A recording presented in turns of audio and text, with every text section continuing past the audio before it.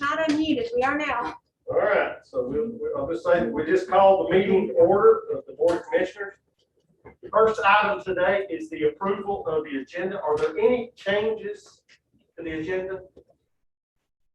All right, hearing none, is there a motion to approve the agenda as presented? So moved. Okay, is there a second? Any question or discussion? All in favor say aye. Aye. All opposed, nay. The ayes have it.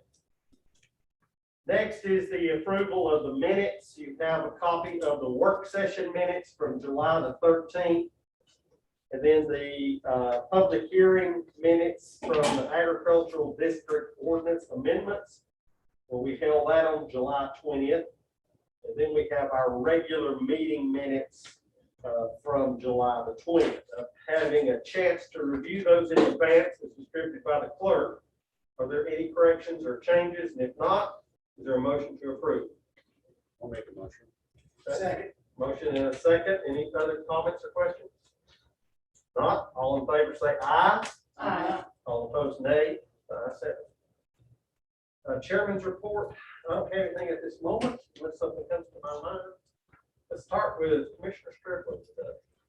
I would just like to thank Sheriff Hall for the excellent work he's and that all the deputies have done in the past few weeks. They've been working diligently on cleaning up some bad areas, and I just would like to commend them on their service. Absolutely. Give an appreciation. Yes. Mr. Jones. Last Tuesday, we had our Southwestern Community College trustee meeting. And after our meeting, we did a tour of the new health science facility. Have anybody been in there yet? Not since it was done. They got their certificate of occupancy. It is amazing, the technology, what they'll be able to do when those nurses and CNAs come out of that program. They even actually have an ambulance in one of the classrooms. Doesn't have a motor, but it's a full-size ambulance for training and work. It's the EMTs, I just have hands off to that. It's just a phenomenal facility. Very good. Mr. Woody. Commissioner Deeds and I were able to attend the dedication of the Dr. Jerry Wolf Memorial Highway, Beloved Man Memorial Highway. It was a wonderful celebration. It was a great coming together of Swain County, Jackson County, and the Eastern Band of Cherokee, because the road goes through all three entities.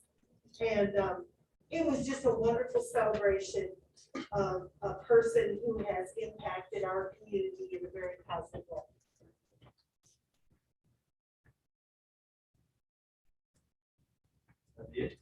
Well, I guess I should mention this.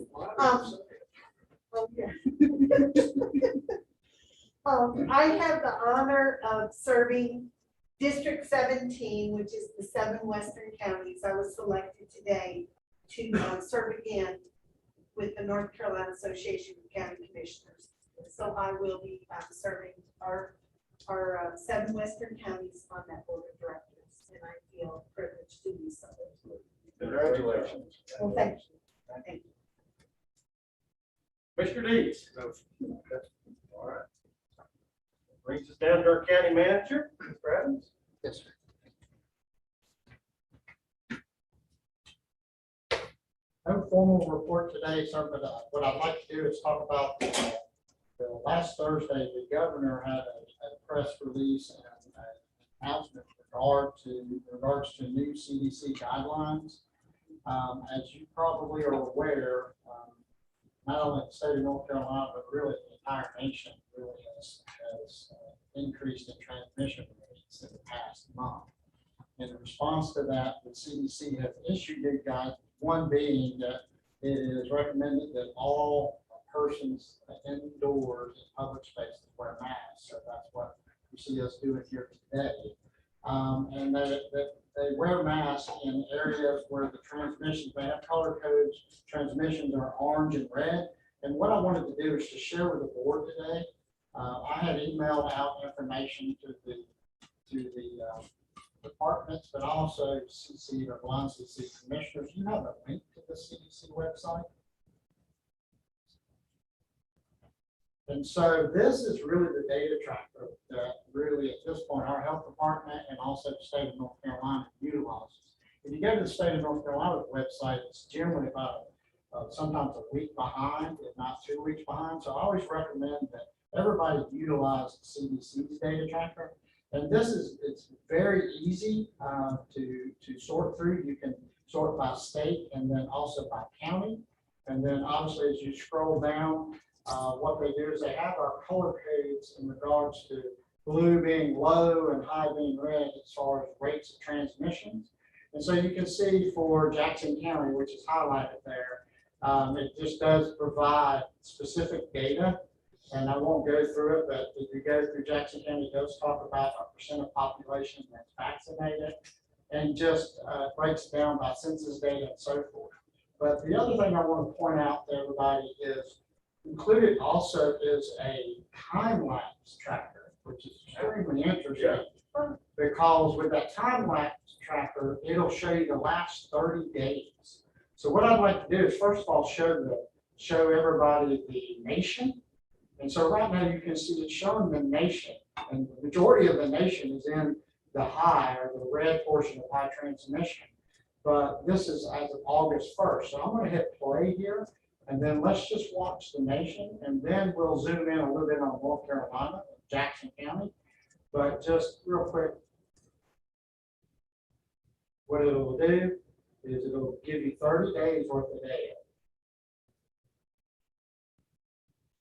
So as you can see, watch the date, that's in July 4th. So you can just see what date it is up there, and then you can see, a month ago, most of us was in the yellow or blue and very little red even across the nation as far as house transmission.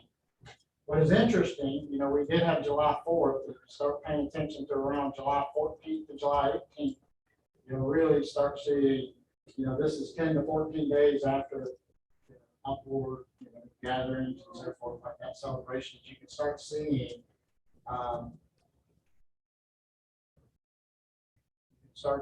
everything start to transform a little bit.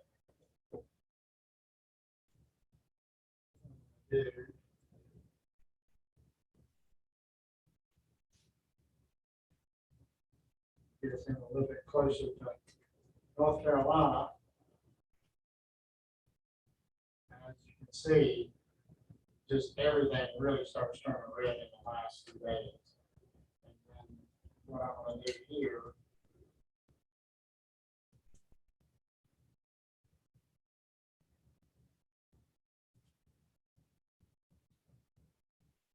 let's go in.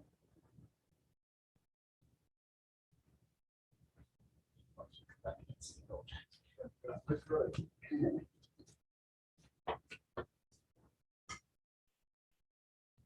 There. Right there. Yep. So as you can see, for the vast majority of that, the first 2 weeks, we were actually in the blue, and you can see Jackson County starts transitioning into the orange.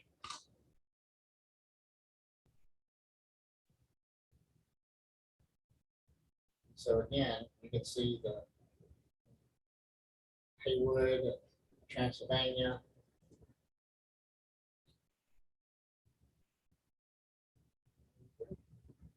So I just recommend it's a good information website, and it also just allows for everybody to view. There's other information involved here, case rates, transmission rates, things of that nature.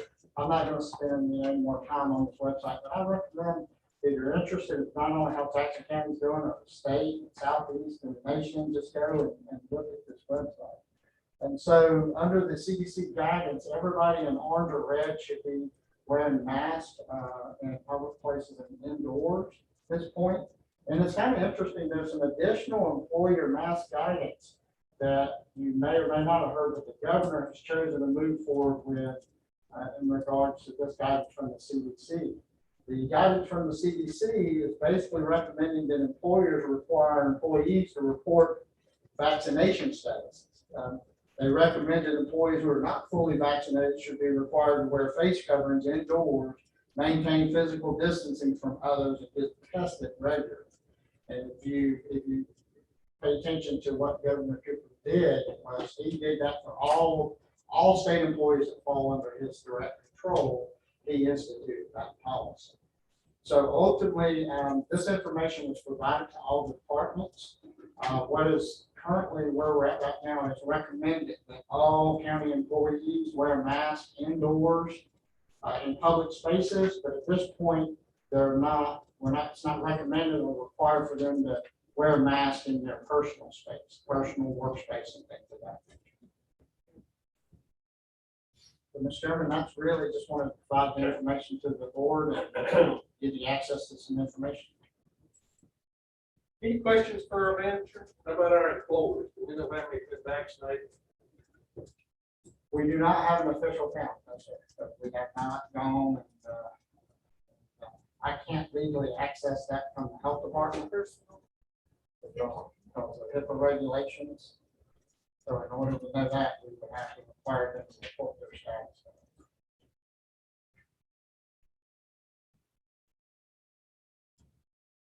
Well, and it's something that I know we've all have taken this very serious over the last, however long it's been, a year and a half. And they continue to take it serious. And that's where I think it's a good example that we personally demonstrate to our coworkers and friends and community members and citizens at large, you know, that we feel like that people need to continue to practice safety measures and encourage people to get vaccinated. Just like Commissioner Deeks was sharing at the start of the meeting, there's still people out there that just have not got vaccinated. And we need to do everything we can to encourage vaccination and encourage people to follow the safety precautions because it's important. That's the only way we're ever going to get past all this. Otherwise, we will always be in this mode of mask on and mask. And then the other thing too is we have now started seeing people who are vaccinated becoming infected. Now, at this point, it's not, you know, this is a subjective statement. It's not a percentage of 50%, but there have been vaccinated people becoming infected. And so ultimately, if that continues, if we start seeing a higher increase of that happening, then what that will do is force us to revert back to some of our earlier policies. Ultimately, I just only make that public statement because the only way, my understanding, that there's only really two ways to stop this from occurring. That's to become vaccinated or to continuously forever practice the 3 Ws. That's the weight, wear, and wash. And so otherwise, if we don't do those 2 things, then unfortunately, we may find ourselves in this position 6 months from now that we find more people who are vaccinated becoming infected. So I think, Mr. Chairman, the real solution long term, hopefully, is to get a higher percentage of our population. Other comments or questions for the manager? Okay. We'll move on to our informal comments by the public. I don't think I saw anybody signed up to speak for any informal comments on the line. Am I correct? That's correct. Okay. We had a couple of folks come in the last minute. Would you like to speak this evening about any comments listening? Okay, all right. Want to give you that opportunity. Anybody else want to speak about public comment section? Okay. We will move on with no comments to offer, and we'll move now to our new business. First item is item 1, offer to purchase and a contract from Agree. And Ms. Baker will guide us through this one, which is with the companion resolution R21-26. Good evening. I'm back with the same kinds of things again. Out of practice talking with my mask, so hopefully so you can hear me. If not, tell me and I'll take it down. So we do have two new offers from Agrabite Inc. This is the same couple that came in a couple months ago, made 5 offers at one time, and they ended up purchasing, being the high bidder on 3 of those. And so they've come in with 2 more. They did hope to be with us tonight, but they had conflicts and weren't sure if they were gonna be able to make it. And so they said they would watch later on YouTube if we missed it, but felt like I could answer any questions that you had and gave you a little bit of information. So this first offer is an offer, you can see that amount there. I can't see it from here, but is it $15,842? They did put the correct deposit down. This is a lot in Bear Lake Reserve. We Well, just, this is $1,000. oh, am I backwards on the 2? Yeah. But this one says on Dix Creek. Yeah, this is, I'm sorry, I'm backwards on the 2. The next one coming up is the Bear Lake Reserve. This is a former dump site on Dix Creek. It is just the $1,182. He told me that he did an 8.5% of the assessed value as he did on the previous offers. This one has been on the surplus list for longer than your current tax collector has been here, so we don't have an exact date. Because the county became the owner in 1990. I don't know when it quit being used as a dump site, but sometime prior to 2014. So this is the current list here, and this one is down here. It shows this is our assessed value here. We don't have the date from when for how long it's been on the surplus list. This is a close-up picture of the lot, but I thought the better picture is here. This is Dix Creek Road, and it's just right here. It's just on the side of the road there. Is that where the roadside roll-off container used to be? Yes. Yeah. Well, I mean, I think that's what it shows as a former dump site. It's a third of an acre. Outside the road there. You had a conversation with Mr. Parker about this property? Not with this offer. He's been through this list several times with me before, but not on this particular, not since this offer came in, because this has been on this list for a long time.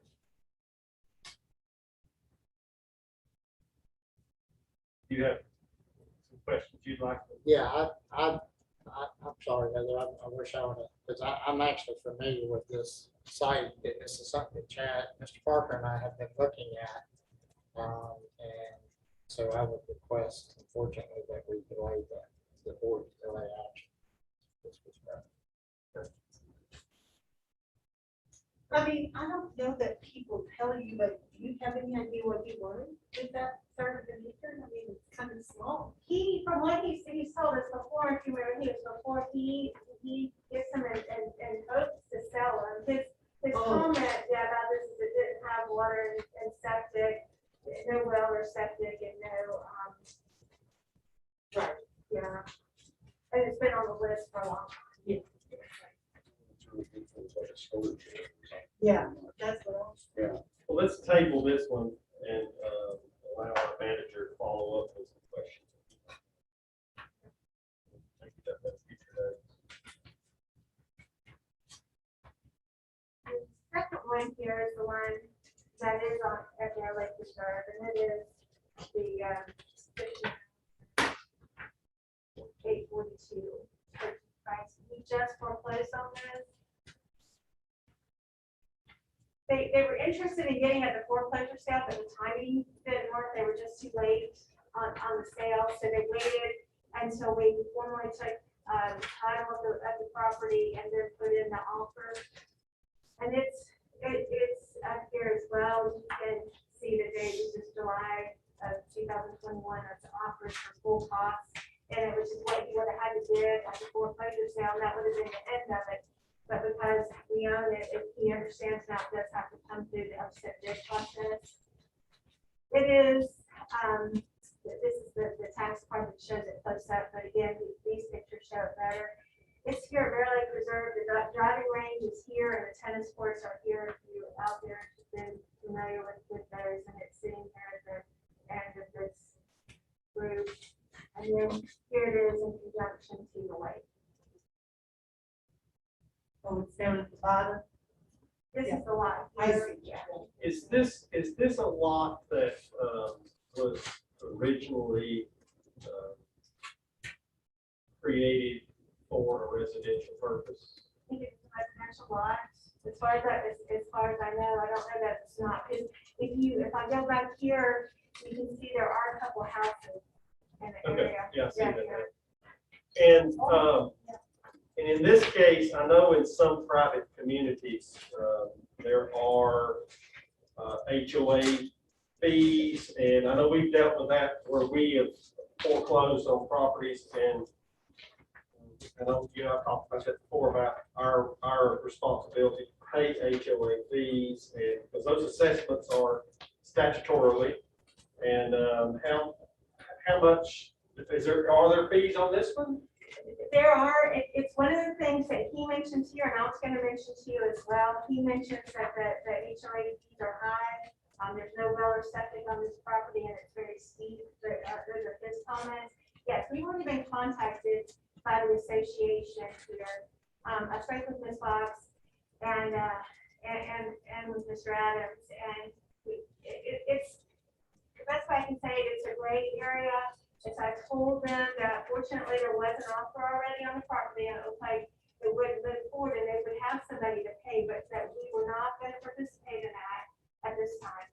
And they're hot, they're very hot, and they're monthly. And so these are lots we do not want to hold on to because we would increase our values quickly. So- As far as what we pay. So as far as those fees, the county is taking a particular legal stance regarding those fees, and if we want to discuss it further, we would request we go into closed session, but we have taken a particular stance in regards to our obligation for those fees.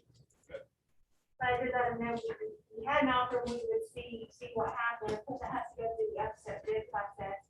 I think this is why no one purchased it. You would think like it barely reserved would have been purchased, but when you have quite a bit owed monthly due to fees, that's something you have to consider if you're just gonna hold on to it.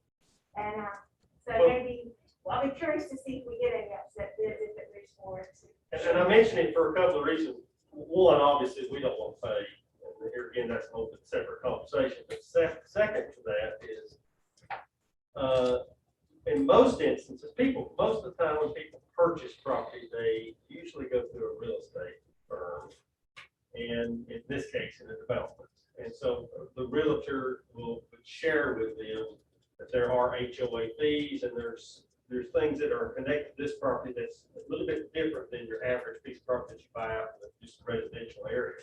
So given the fact that they're doing this research themselves and they're looking for parcels that are available for purchase, I just want to make sure they were aware and fully understand what they're getting into.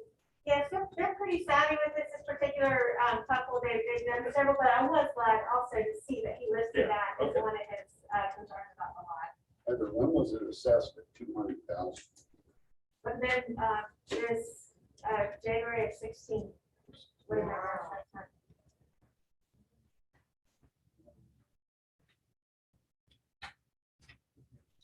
Deal. Don't they have septic treatments? That's what I thought. I thought they had their own, like, underground water. Yeah, they got their own water. They got their own plant. Yeah, these are his comments that there's not well or septic to this particular lot, but I haven't researched. I don't know. I don't know about septic, but I also know they don't have underground water. So, that water tolerates it. So we would be starting the upset bid process on this one. Yes, so the 15 at our cost, which is the 15,842, and it would be advertised next week. And we would of course send out letters to the county. So this wasn't an auction. No, there was already a foreclosure sale, and that just happened a few weeks ago. No one did, so that's why we were the high bidder, unfortunately. Oh, okay. We like it when people come in and bid, because then we get all of our costs reimbursed, and we don't have to worry about it. But in this particular case, no one did. Anybody have any concerns that'd like to pull this and table it, or we feel comfortable moving forward? Any concerns? Okay, someone like to make a motion? Go ahead and start the upset bid process. I'll move to start that to the on this bid process. Here's a resolution. And to approve the companion resolution R 2127. All right, we have a motion. Is there a second? Second. Any question or discussion? Okay, hearing none, Madam Clerk, can you call the roll, please? Commissioner Stridley, No. Commissioner Jones, Yes. Commissioner Woody, Yes. Commissioner Deeds. Yes. Chairman Mack. Yes, motion carries 4-1.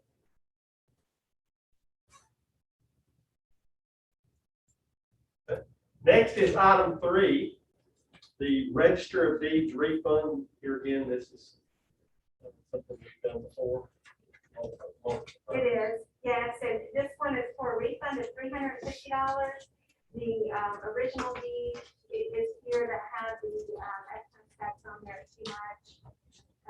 And then the corrected affidavit that they have to file is here with the revised deed behind it. So that's for a refund of $350. I think I mentioned to you last time, there's pending legislation to try to make it an easier process and give you the option of delegating this refund to your finance officer or county manager.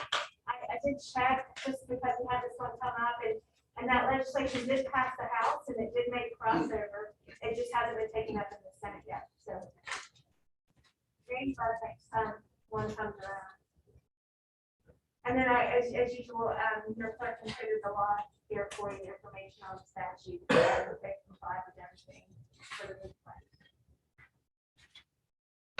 Okay, we've heard the request concerning this refund. Pleasure of the board. I move that we proceed with the refund as stated. All right, have a motion. Is there a second? Second. Any question or discussion? Hearing none, Madam Clerk, please call the roll. Commissioner Deeds. Yes.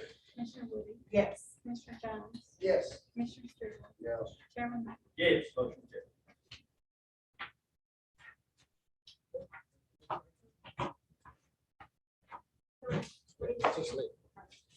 Next is item 4, the Dogwood Health Trust grant opportunity. Like that, Mr. Adams will walk us through the opportunity. So, yes, sir.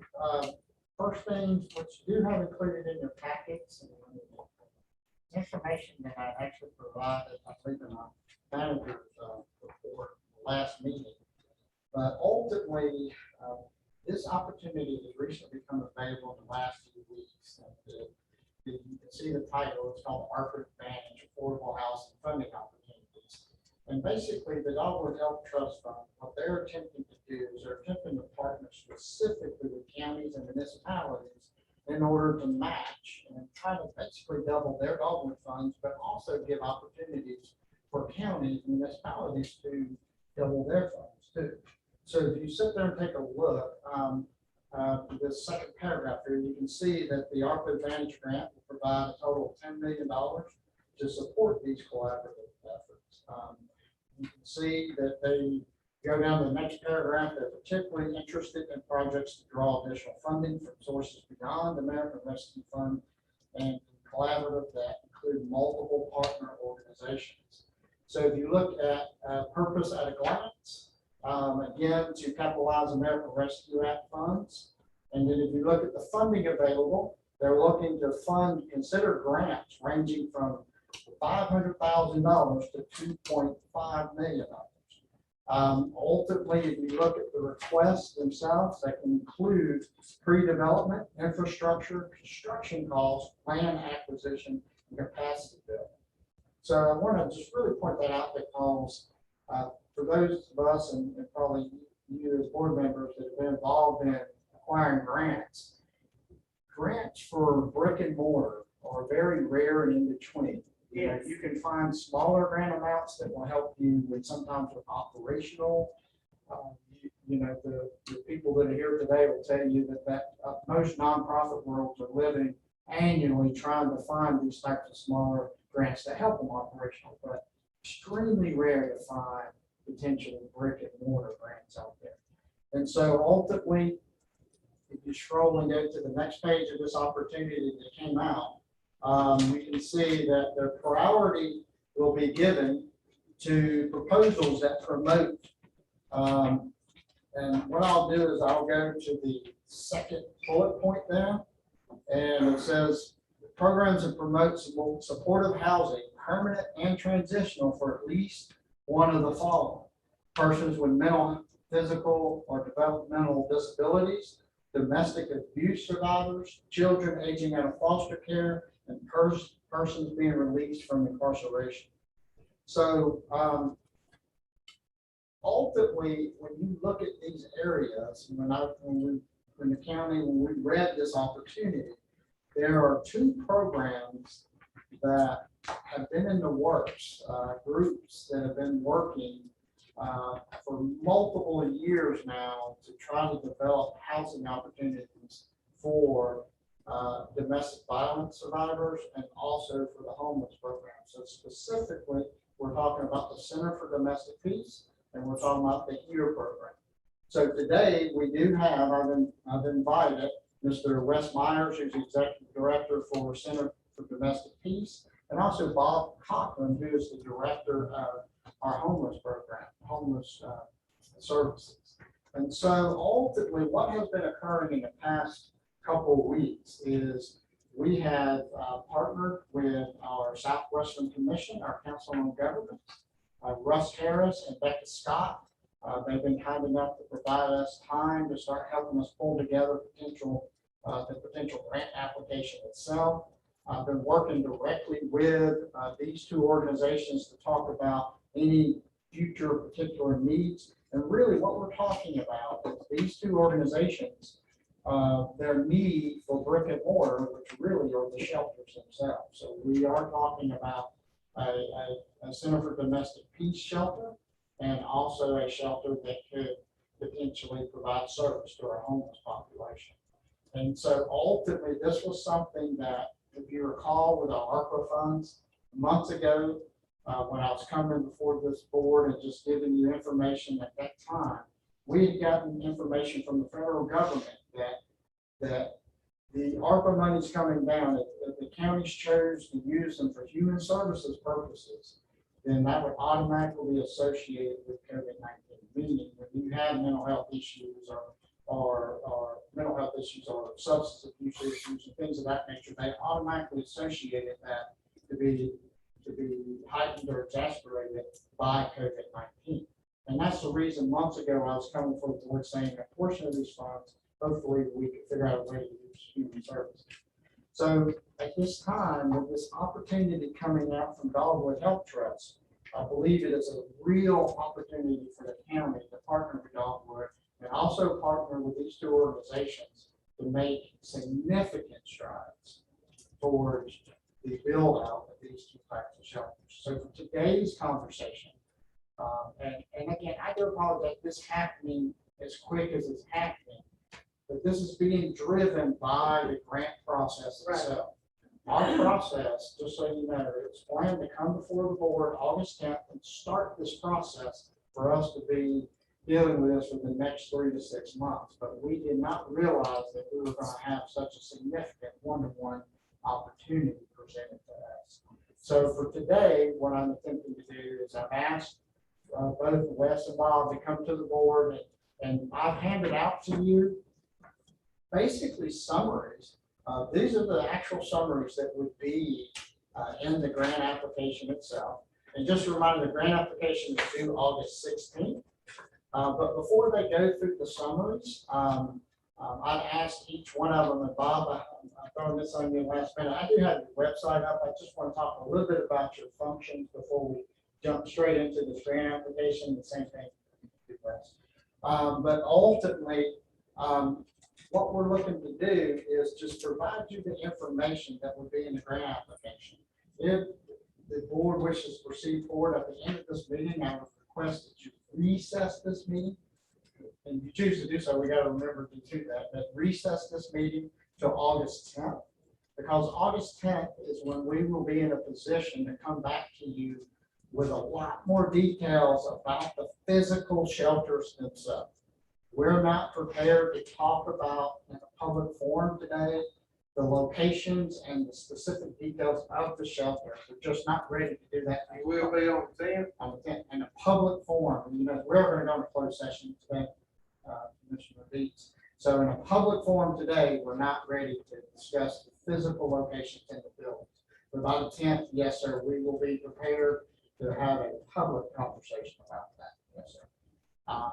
And so what I'm looking to do today is I've asked these two gentlemen to come and talk to you as much for the public as for the board, to just remind everybody who they are, what their mission is, and that's why we have some of the website information up. But then also specifically talk about, when you look at these summaries, this is really getting into the detail of the need for these shelters that we're discussing today. So having said that, Mr. Chairman, before I turn it over to anybody, I just want to make sure the timing of this information today, and really August 10th is when we would be in a position to really expose everything publicly and the board be in a position to move forward or not. So just to recap, we're going to a very high level review of the grant potential here, what's available, hear from two service providers in our community as to the services they provide and how this might could be an advantage for their organizations. And then we would go into closed session at today's meeting to discuss some other details that are not public or privy to the public at this point. But if this were to continue to move forward towards the application, then on the 10th, we'd come back out into open session and provide the full detail of everything that's going to potentially be in this application. But just to make sure that this board is even interested in moving in those directions and to review some sensitive information, we would have to go to closed session today to discuss the very detailed, concrete details. So that's Today, exactly correct. These gentlemen today are basically talking, again, giving them a little bit of background of their organization, but also talking to this board, not just to the board, but to the public about their need for the shelter space that we're discussing.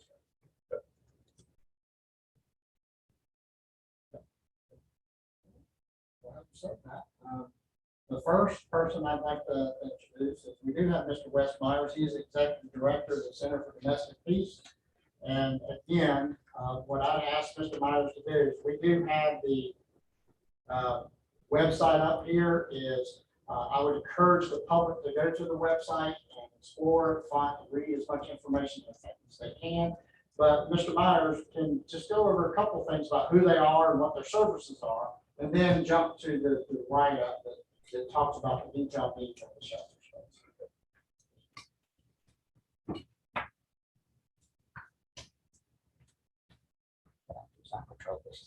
Perfect. Thank you all for the opportunity to speak and kind of get you a little more familiar with Center for Domestic Peace if you're not already there. And if you have heard about us, hopefully you will see how we have grown since you last heard about us. So if you want to pop over there for that About Us section, absolutely. When we think about domestic violence, we generally think about the stereotype of the black guy, the really kind of overdone example, but it's much more than that. It takes many more forms than that. Interpersonal violence in a relationship is a lot bigger than that, and that's why the mission with Center for Domestic Peace is to end interpersonal violence in Jackson County through intervention, education, and outreach. And we take that very seriously, doing a whole lot of things. I think it will become clear as we kind of dig into this that our board of directors has taken a lot of interest in doing that. So I've been the executive director of Center for Domestic Peace for a year and a sprinkle now. I've been familiar with Jackson County for a decade. Started as a student, lived, moved, and was forced to come back because I just love it too much. My background is in studying victimization of vulnerable populations. That's really what led me to this job and led me to where I'm at here. If you're looking through our board of directors that are scrolling past there, Those are essentially, I believe, everybody is either living in or affiliated with Jackson County very, very closely and doing a lot of work, particularly the different sectors, nonprofit, government, for-profit businesses, very widely dispersed group of folks that are very, very involved and very, very supportive of our mission, and have done a lot to get us to the point where we are today. And if you can pop over to that services section, what we will see. I will tell you, I think Mr. Cochran, the only thing that's got, Yes, Mr. Cochran has just recently yes, and he has recently resigned. from resigned, office. and that's because he's concentrating on the next. He has much bigger fish to fry, as you all will see when he's able to speak to you. So talking about our services, we do see right up there at the top, we do have an office that is open 9 to 5, but that is not our only service. We're available 24/7, so we have that 24-hour crisis line. That is our main and most important service. When people think about us, there is a number that you can call 24/7 to get information about how to stay safe from domestic violence. That number is answered by somebody in Jackson County currently. That is not a line that goes out somewhere and it's somebody that's not familiar with the resources here. It's somebody who's here and knows what's going on and can act to assist them.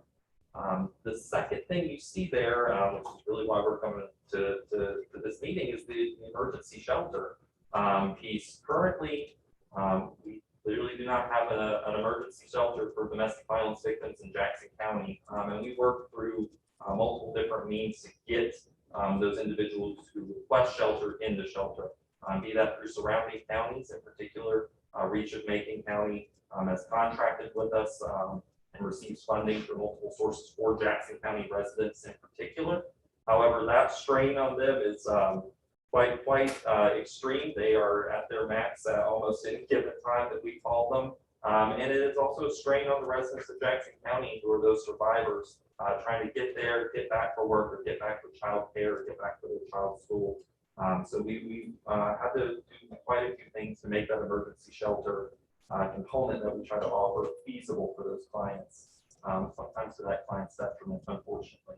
Other services that we provide include our court advocacy. We, any given day, if you're in the courts in Jackson County, there's probably a Center for Domestic Peace advocate there, trawling through, listening to make sure domestic violence isn't slipping through the cracks, and we can get those victims resources in addition to what resources the court has to offer. Child and youth advocacy. Children are often exposed to domestic violence in these circumstances. We work closely with DSS, the Awake Child Advocacy Center, and therapists that we hire as well to make sure those children have wraparound services when they are exposed to that violence, and make sure that they are not in any way having any detriments for that.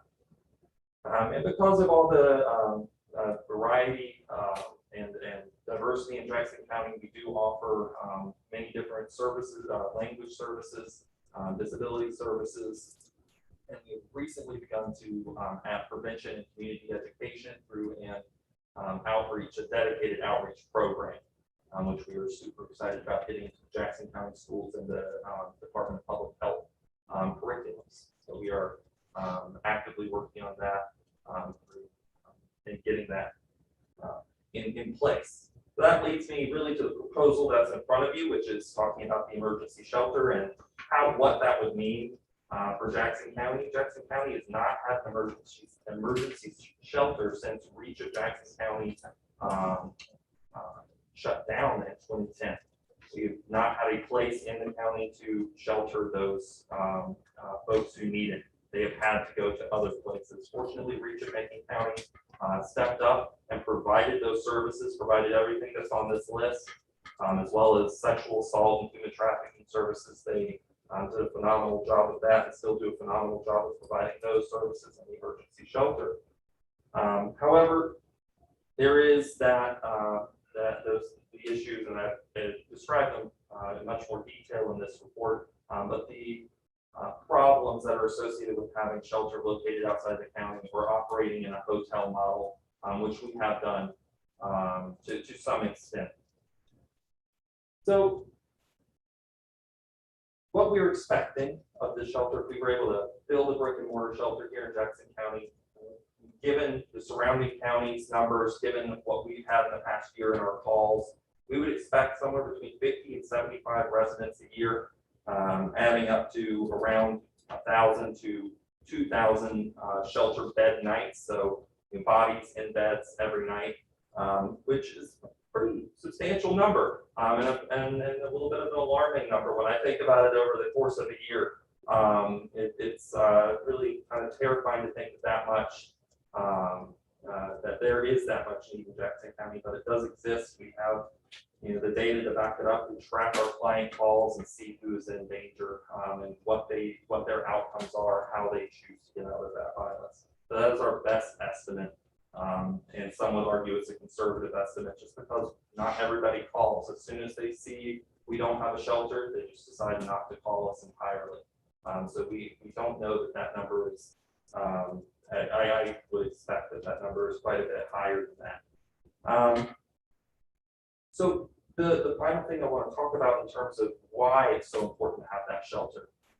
In addition to having a place for them to go, they also would have a place to receive those wraparound services, receive counseling in house where they don't have to travel, receive childcare, receive food and water without having to kind of fight for their resources and fight for their children's resources.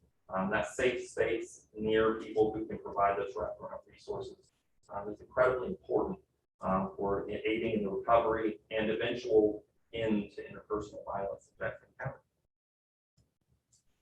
Mr. Myers, about a year ago, we had a conversation, and it was, I worked at an establishment that we helped with a fundraiser. So my profits went to Center for Domestic Peace. And I believe you had mentioned about a statistic, a success statistic at that time. Can you elaborate on that? Or I was very impressed with that at the time. So at that time, it was a little bit earlier in our adventure into this realm. Center for Domestic Peace had been operating, I believe, about 6 months at that point. And we had no one returning into the home of their abuser at that point. We've lost a little bit of that, of course, over time, but we still have a very high success rate of doing that, even given our kind of limited resources that we have. I don't have an exact number today to give you, but we've done very well at keeping folks out of those homes and making sure that they are remaining safe when that is, a viable option and something they want. And I know that, that's what I want to recognize. Thank you. Other questions, Mr. Myers? Is there potential to use an existing building? I know initially Reach of Jackson County, didn't they renovate, Heather, an existing building, a home? So They Okay. did, and it, Yeah. yes. They Is did. there a It's no longer standing, but But, so I just wondered, and I know that that is certainly an issue, but is there a possibility of finding So, a structure that could be renovated with these grant funds? So- Or does it have to be brand new? so today's closed session, so what we're gonna do is, we do have to identify the parcel numbers and so forth, but it's gonna be all about the physical space. Oh, okay. Okay. Because when we start talking about identifying property, it's more than just the property itself. You gotta make sure you're zoned properly, you gotta Oh, make sure yes. that it fits That's within right. the community. And all of those are the types of things that, we're prepared to discuss with the Okay. board and then, so the answer is. Well, the short answer would be yes, that you probably could utilize the You funds could, this way, yeah, but, there was, but there has to be a plan in I see. place to try to do so. sure. And then, secondly, I know the funds for this grant could be used for building that building. Once you have a shelter, then you need to have residential supervision, correct? Is there funding to maintain that? Because I know in the past, in some other counties, that has been a real issue for maintaining. And I would hate for us to start something that we could not do. and carry on. And then you mentioned childcare. I mean, that would be another person who would have to provide childcare. Is there potential for funding for those very important positions? Absolutely. So those are some things that we've thought about. I'll address childcare first because it's the Okay. easiest one to knock out. We have very good partnerships with a lot of the daycares in the area that have worked with us in the past to provide that at the rates we're able to afford through our grants, and that is yet to be an issue. Hopefully it stays that way. Okay, We've been very fortunate in that sense. so there were slots available. Yes, yes, Okay, we've been lucky. Great, yeah, I will say that, lucky is the word. Now, for the, continued funding inside of, keeping that supervised, one of our plans here is to have a space during the day for our already existing staff to be able to operate and provide case management. So daily, day hour supervision is overlap with what we already provide, so okay, no excess costs. And Okay. nighttime supervision can be covered by, I have a list in that document in front of you there of a few spots, including ESG funding, North Carolina Housing Finance, and a few others that we can tap into for that ongoing funding. In addition, we are hoping that with the FOCA fix, that will be the last little bit to push us into being able to keep that fully staffed 24/7. great, well, thank you.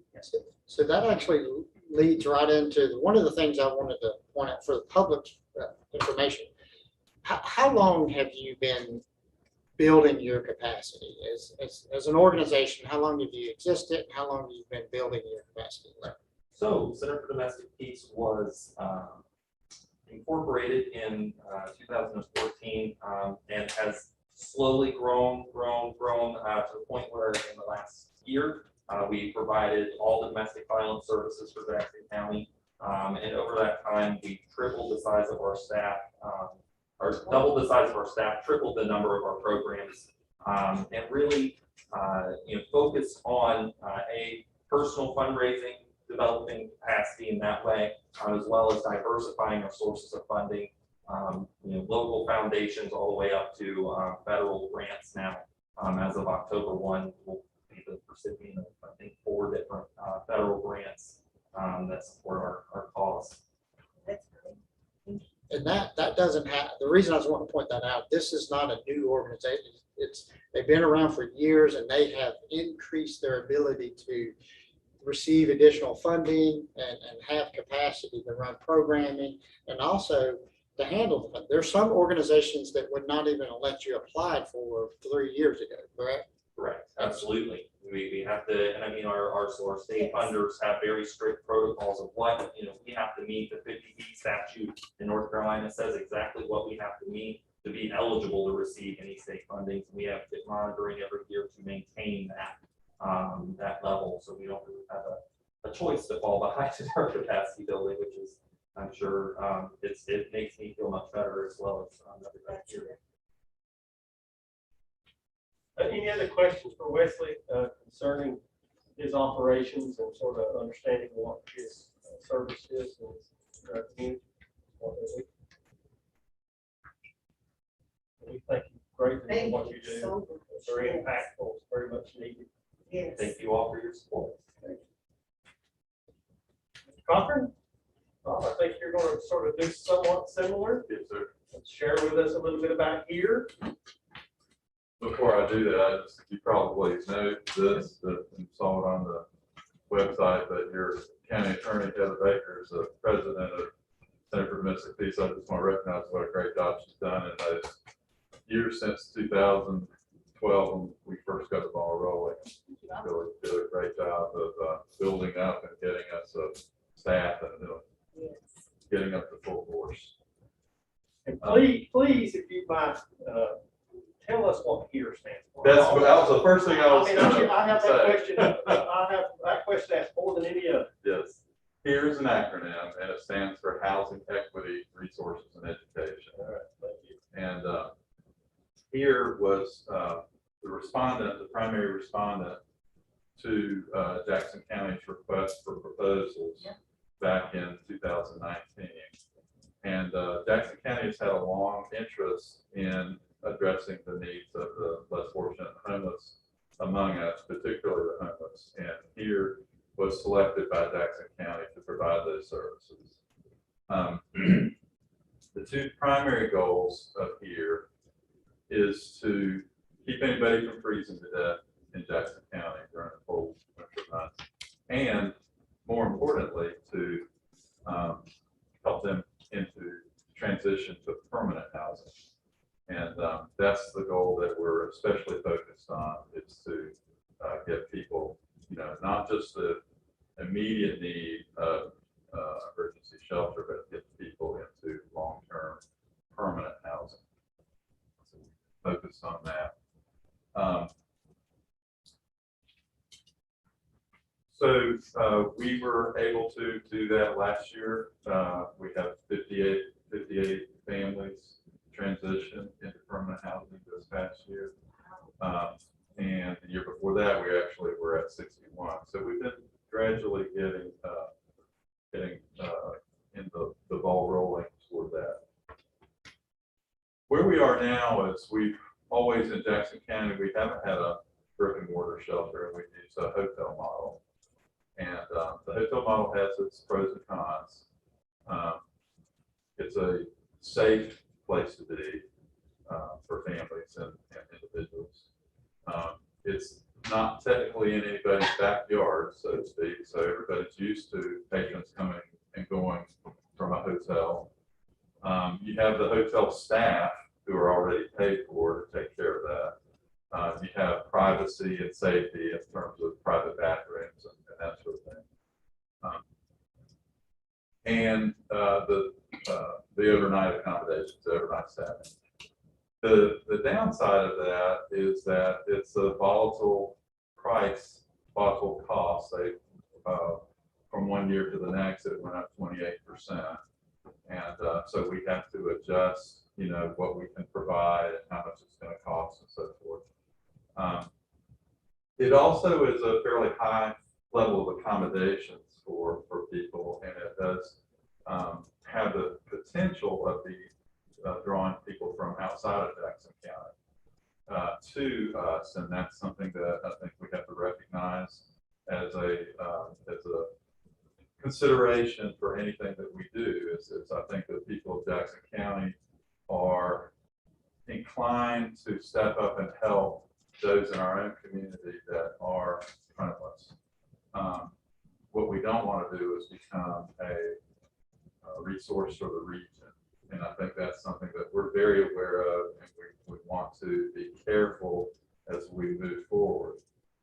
But I feel, having been, and I'm still new to this business, I've been a social worker in child welfare and social services for almost all my career, and just been doing this for the last couple of years.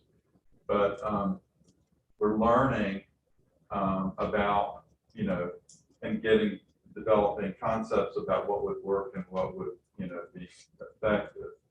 And we feel like we can strike the balance in a permanent brick and mortar shelter of providing humane, supportive, safe accommodations without having it be the level of comfort and accommodations, if you will, that would, make somebody choose to come there as opposed to staying with family or friends. Because the last thing we want to do is erode natural support systems within the community. We never want government or social services to take the place of the community's natural support systems of family and friends. So I think that that's what we can do in Jackson County. I know you're very aware of intense discussions in our neighboring county and Haywood County. I think, we're probably going to have similar discussions. And I think that we need to, in my thinking, walk in faith and try to do the right thing, but recognize that there are complexities in this discussion that we need to grapple with as a community. So if I might just interrupt you, Yes, sir. because I think that's important, what you just said. Is, every geographic area is not the same. There are communities of different. And so I think sometimes what we think happens in one community would happen here, it may not be that case. So I think we have to approach it from the mindset that we're in the driver's seat. And the destiny we control. And that's why starting early on and helping shape and make sure this turns out to be what we want it to be, learn from others' lessons. And it doesn't have to be what happens in one locale for automatically have to be. Right. Yep, we're in agreement on that. So what I put in terms of a proposal for this grant, which I applaud Mr. Adams for pursuing. I think we're out ahead of the game and maybe, will be successful for that reason, is a transition from a hotel model to a brick and mortar. We're envisioning something along the lines of 12 rooms that could accommodate both individuals and families. From a low of 12 up to 30 people. On the high end, we would anticipate that we could accommodate, or that we would expect the same number that we served last year. That would be a high number because of the COVID and the funding that we had coming down from the CARES Act. We had 144 unique individuals. That was 103 adults and 41 children, as you can see. We would expect about 80% occupancy at 12 rooms, 2.5 occupants, 292 days for about 8,700 individual nights. You can see there I've estimated the number of meals. Lower the number of households that would transition to permanent housing, because hopefully we wouldn't have quite the same volume. A lot of the housing that we're doing now is on a regional basis. Here is the provider of rapid rehousing for the 8 Western counties from Madison out to Cherokee County. That is pretty much a CARES Act funding. I don't anticipate that continuing. We will have the annual emergency services grant that Wes referenced a little earlier. That addresses a number of needs, but one of them is a regional rapid rehousing grant. And we anticipate continuing to administer that grant and being able to help transition folks. We do have a strong partnership with Mount Projects to work with them to put the necessary ingredients together for each family so that they can not only afford the initial costs, which was what rapid rehousing addresses, those front-end costs, but the ongoing costs, which the housing choice vouchers, Section A, provides through Mount Projects. We would provide services and enrichment to help people be more successful. And these would include behavioral health services through Meridian Behavioral Health, and other things that we would partner with SCC and others to provide, GED classes and the workforce development, the HRD classes, and job training and job placement. Looking forward to being able to do some of these things on site. When you have the hotel model, it's a lot harder to keep up with people and to provide those kinds of ongoing daily activities. So this would be something that we'd be very excited about.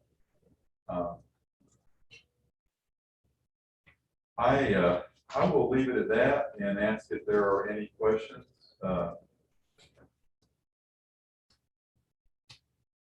Questions about from service standpoint?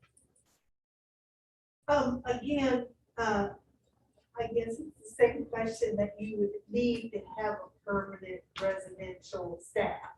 Right. And it could be more. Is that something that you see as a better for ongoing once this is built? Do we have funding to be able to maintain that kind of position? Well, there's different models for overnight staffing.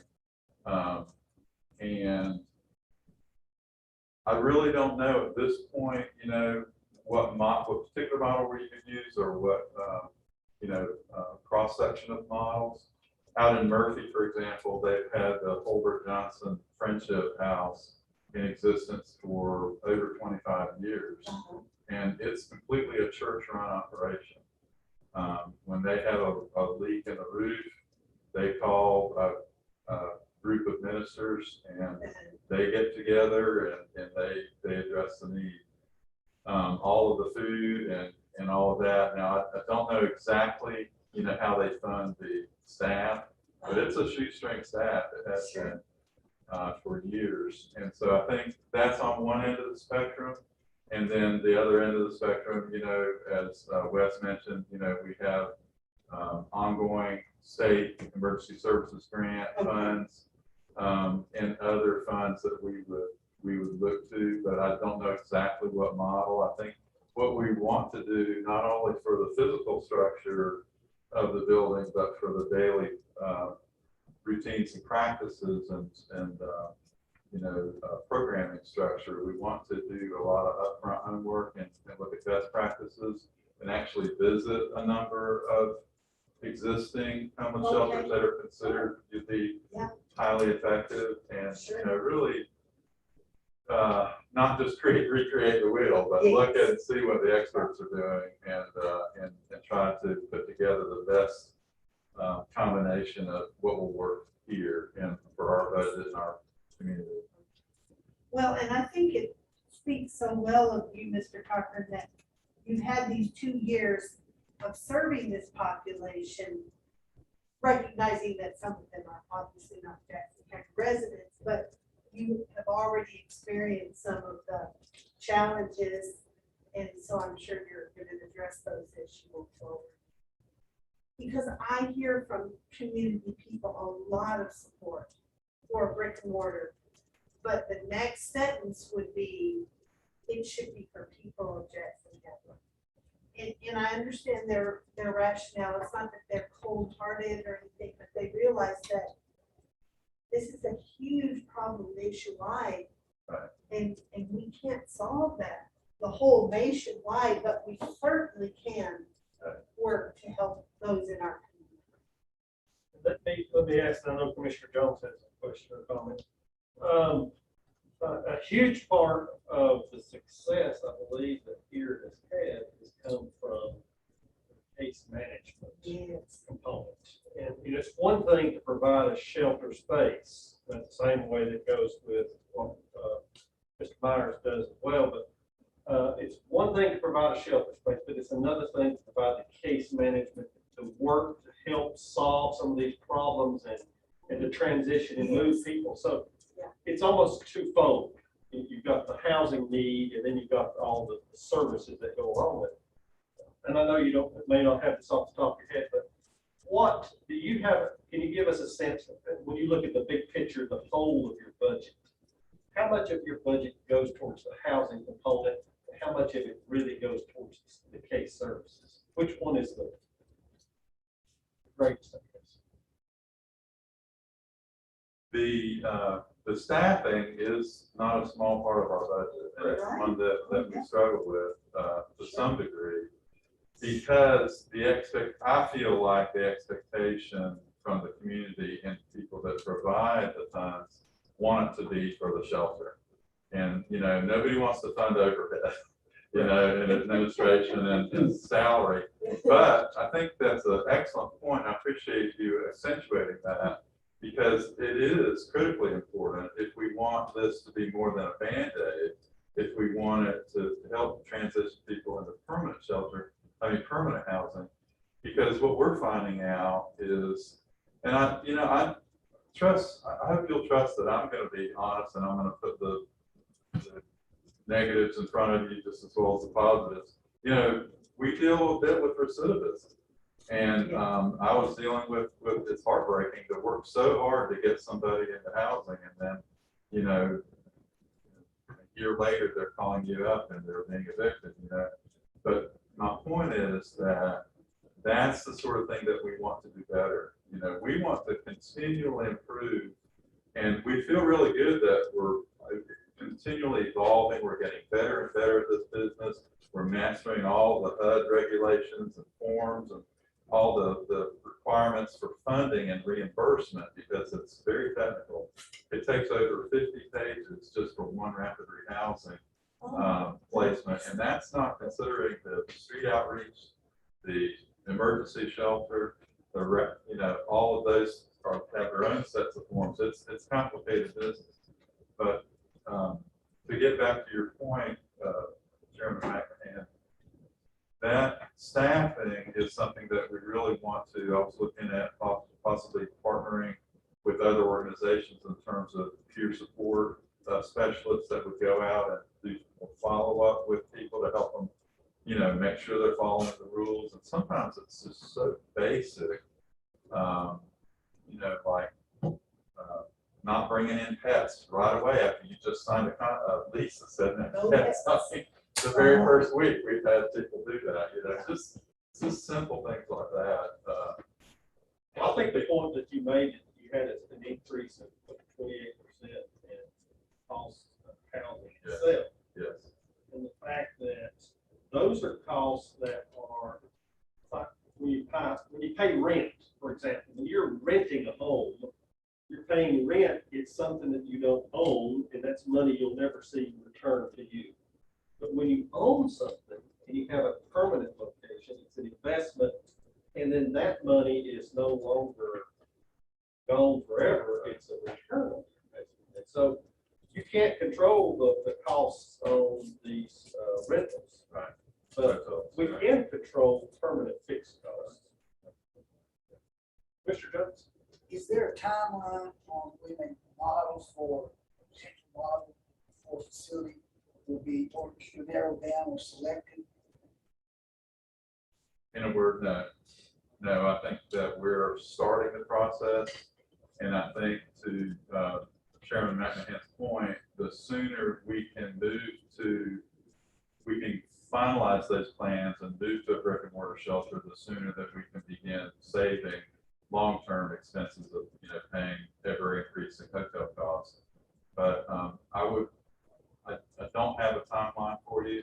I can tell you that, you know, we're anxious to move forward, and each winter brings another set of potentially very expensive costs for hotel rooms. But as I said before, we really want to go about this in a smart way and do our homework and figure out what the best practices and design a really high quality program that this community can feel really proud of. So, Commissioner Jones, I'll jump in with the timeline. It's dictated upon, if we're able to move forward and have significant resources available for these discussions, then that's going to allow us to immediately go into the architectural design, which goes hand in hand with programming design. When you're talking about the model that's being ran. And so ultimately, if we were successful in this grant, which is fairly quick, then ultimately we would spend the next 6 to 8 months going through the design and programming discussion. So I think it's important for the public and everybody to know that this is a very fast timeline, but the reality is we have multiple years with these grant dollars and our ARPA monies to actually truly go through and plan it out for the next 6 to 8 months, make decisions on how the program is going to be done, what's the space actually going to look like, I mean, detailed decisions. And then you will find yourself in a position within a year of having it. A lot of the questions, I think programming questions worked out, because that's going to go hand in hand with the space design. That would be correct.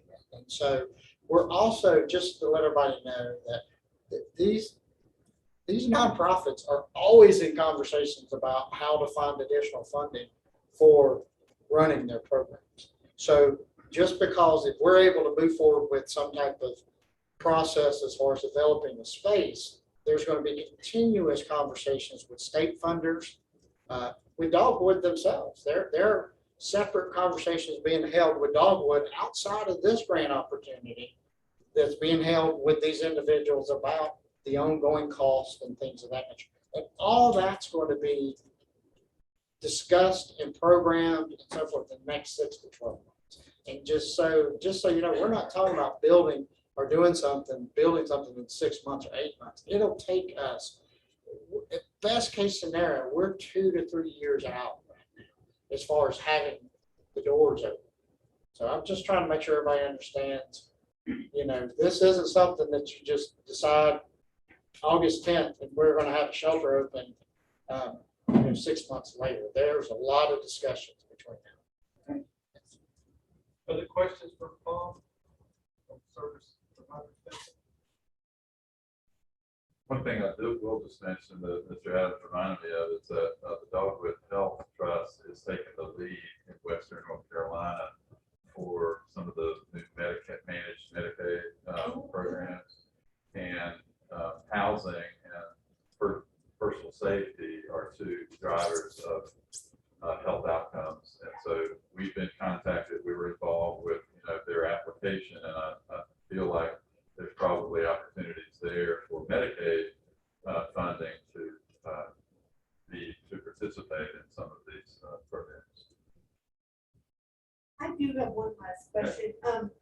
I think you brought this up maybe one of the first times you came and talked to us, but I can remember there were, and this might be oversimplification, but there's 2 categories of homelessness: systemic and then situational.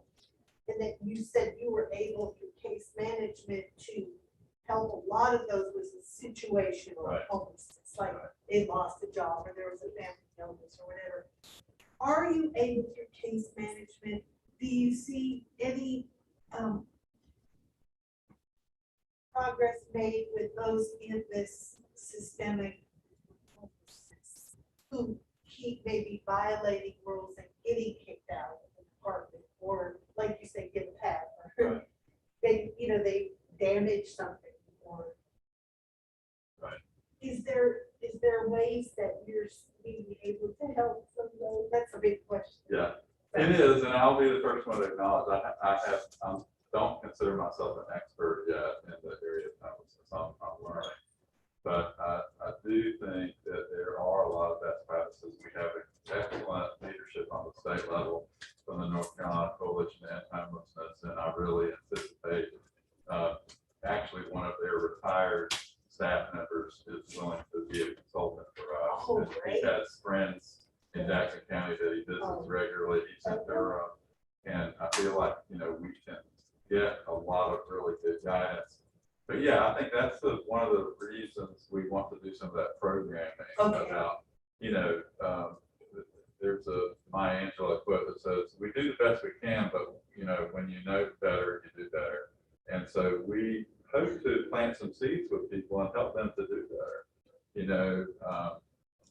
to learn some of the basics. If you plant some seeds and reinforce it, how are you going to get your trash off the property, rather than it piling up? You have to think about those things in advance.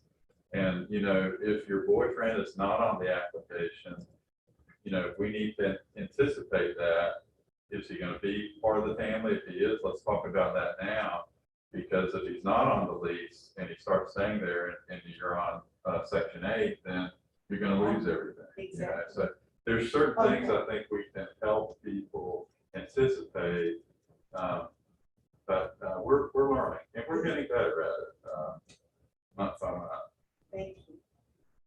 Thank you. Well, let's do this. Let's go ahead and take care of our appointment on item 5. And then we can go into closed session.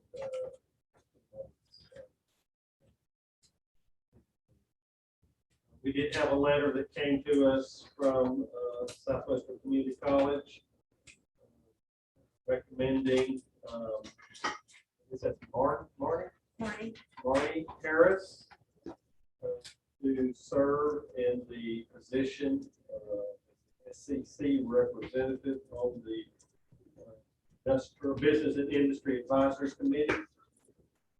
I know we talked about this last time when we were making some other appointments. Does this individual have to go through the screening process? And she has. Okay, so we're ready to make this appointment. So you have before you the recommendation from Northwestern Community College. What's the pleasure? Make a motion to approve Ms. Harris. Have a motion, is there a second? Second. Any question, discussion? Madam Clerk, call the roll, please. Commissioner Sturman, Yes. Commissioner Jones, Yes. Commissioner Woody, Yes. Commissioner Dees, Yes. Chairman Matt. Yes, motion carries. Okay, press conference. We don't anticipate any action in closed session today, so I'm gonna go ahead and ask this question. So if they want to step off, they can. Say they're having to stay in. If they want to stay, they're welcome to hear us say adjourn when we get through. Who is still on? Have anybody? We've not had Well, any. they all stepped off. They did not think, they were not impressed with our attendance. I guess not. I guess not. We'll feel sure they will contact us. Yeah.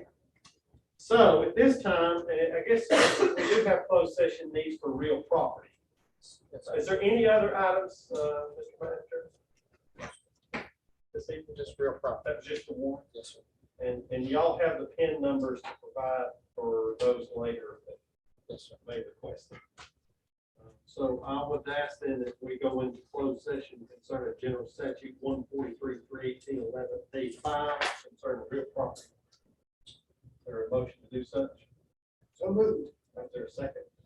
Second. All in favor say aye. Aye. We'll take just a quick recess to get everything